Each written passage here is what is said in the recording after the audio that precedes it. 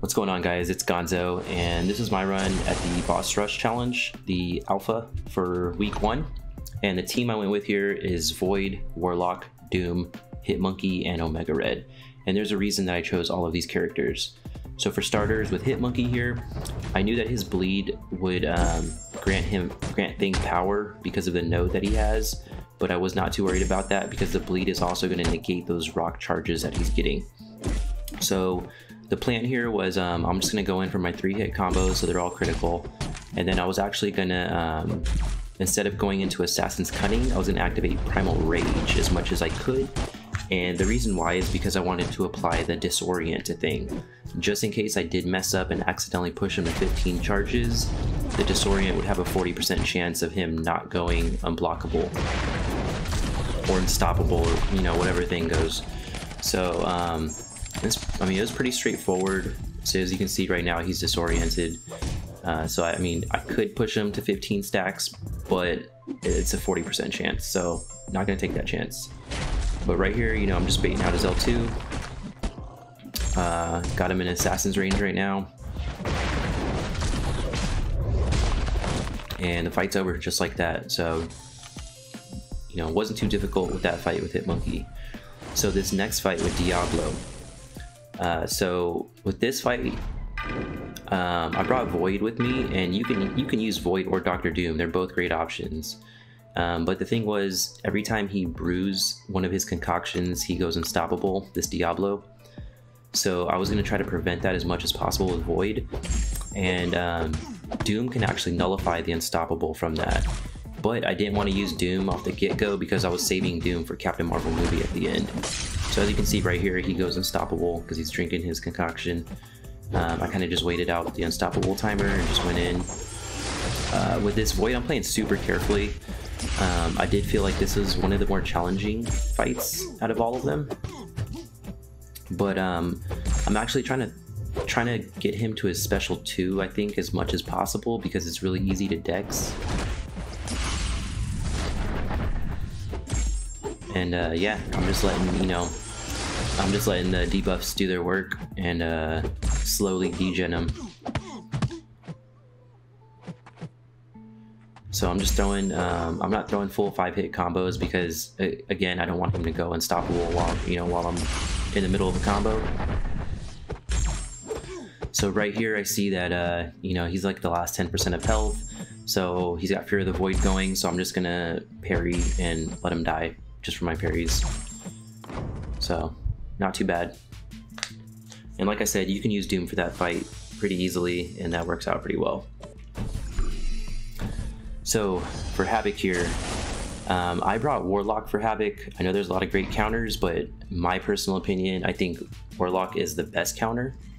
So I'm looking at the nodes here. Crumbling Armor is not too bad for me. You know, just gotta land a hit every 6 seconds, and then he's got Power Gain. I'm not worried about that because I'm bringing Warlock. So with Warlock, you get these 20 viruses on them, and they get the infection, and they'll start degenning, and they start losing power when they're doing that. So the thing about Warlock that makes him such a great defender for Havok here is that champions with armor ups do not receive damage from the plasma charges that Havok generates. So Warlock will constantly have an armor up active, and if he doesn't, I think it refreshes in I think if it's removed, it refreshes in like 6 seconds or something like that.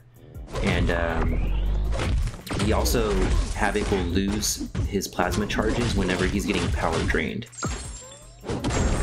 So that actually worked out in my favor here.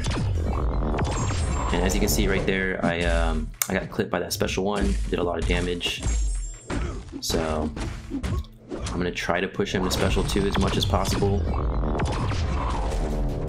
Because I think the special 2 is a little, they're both easy to dex, but I think the special 2 is a little bit easier to dex for me personally. But I do not have my suicides on for this boss rush, so I wasn't scared to throw my SP2s and SP1s. I wasn't scared of the recoil damage that I would take. And Warlock special 2 does crazy damage.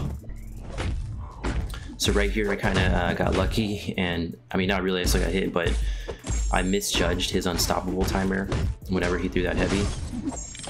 But luckily I was able to pull this fight off with that SP1 right there. So going into the next fight, and we have Mr. Sinister. So this is also another great counter for Warlock. So with Mr. Sinister, so I go ahead and heal up a little bit right here, but with Mr. Sinister, he regens a portion of the damage that's dealt to him. But once you have 20 viruses and you have that infection on him, then he actually will degen a little bit of health. So as you can see, whenever I get the 20 charges on him, I'm not worried about that health coming back. And it'll actually, the screen will actually say regeneration, degeneration. So every time he is activating that regeneration, he's actually degenning because of Warlock's abilities, and he's losing power at the same time. So it's really easy to keep him in a special 1 and just dex a special 1 and just rinse and repeat this process over and over. So right here, messed up a little. I misjudged the window to throw my special 2, and he blocked it. And if you pay attention right here, it said regeneration, degeneration. Regenerating, degenerating, and that's because of Warlock's ability. So now I can just do true damage. I don't have to worry about him gaining back too many health.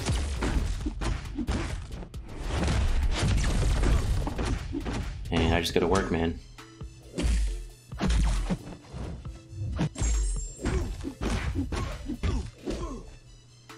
Trying to bait out the special 1, go in for the kill.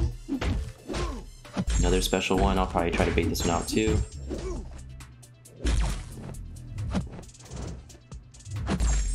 Yeah, that's what I'm doing right here. So he's being stubborn, he's not throwing a special 1.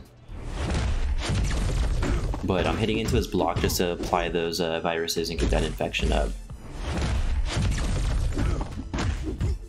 So 10% or under 10% now, going for the kill, and there it is.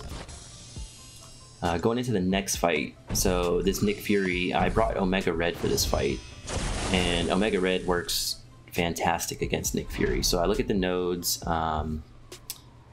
adaptive, not too worried about that. Aggressive, shank, that actually works out in my favor, so chance to bleed when I make contact with him. Omega Red loves bleeds, and tactical adjustment, I wasn't too worried about that either. I don't even think I read that node. I just saw Shank and I was like, okay, Omega Red is made for this fight. So I start hitting him and I'm like, yo, where's my bleeds at, man? Come on. Actually takes a little bit to actually proc the bleed. There we go. So there's the bleed, and now he's got the death field active. Just because, like I said, I'm not running my suicide, so I was kind of dependent on that. And yeah, I'm just trying to get him to special 2, easier to dex. And then my main goal right here is just, you know, get him into his get him out of his decoy mode and get him into the real Nick Fury. So I already got the special 2 loaded, so it's easy to dex that. So right here I got a special 3, and my plan is I was just gonna sit on the special 3 just in case I needed it, in case, you know, Nick Fury went unblockable and I didn't have no way to like counter him or whatever. But as you can see, I don't think it was needed. I might throw it at the end here, I don't remember. So yeah, right here he's unblockable. So I gotta do a little intercept there, and he's done. So it was a pretty fun fight. I love fighting Nick Fury with Omega Red. So the last fight, Captain Marvel movie. So I look at the nodes. I actually expected her to be a little more stacked than this, but I see special 1 bias that works in my favor because it's easier for me to dodge her special 1s. We got binary might and energy sensitive. So all that tells me is that she's gonna be gaining power, and that works for me because I got Dr. Doom, man. So she can build that special 3 all day. I just need my special 1 to steal it from her. But let's see how this fight goes. So I go in, didn't realize that she had shrugged off that shock, and I was trying to throw a heavy. So I got a little punished right there. She throws a special 1. I go ahead and dex that. Dex the next special 1. And I see myself getting closer to that special 3. And I got clipped by the special one. I'm not too worried about it because, I mean, once I throw that special 3 with Doom, man, it's over. So right here, she's at 51% health, and you'll see what happens. This is why Doom is so OP. So throw that, I go in for the rotation. So the medium, medium, light, light, light, and then medium, still her special 3, throw it, and game over. She's dead. So pretty easy week for the first boss rush on epic mode, I think it was.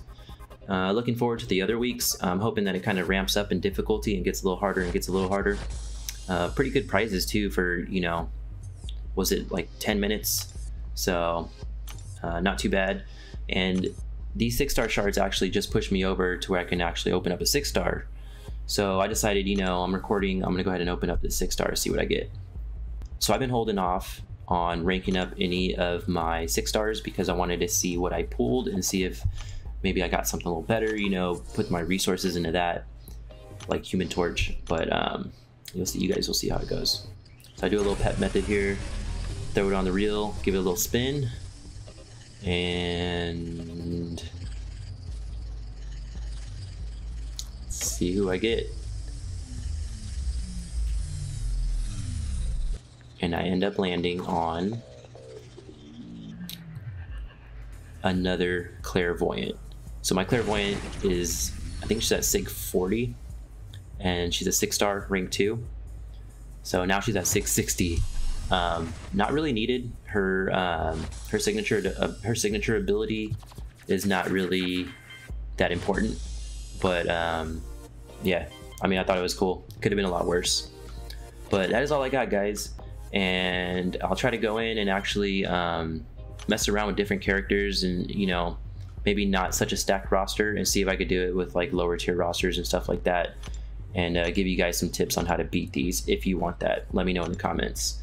But hit that subscribe button, hit that like button, and I'll catch you guys on the next video. Peace.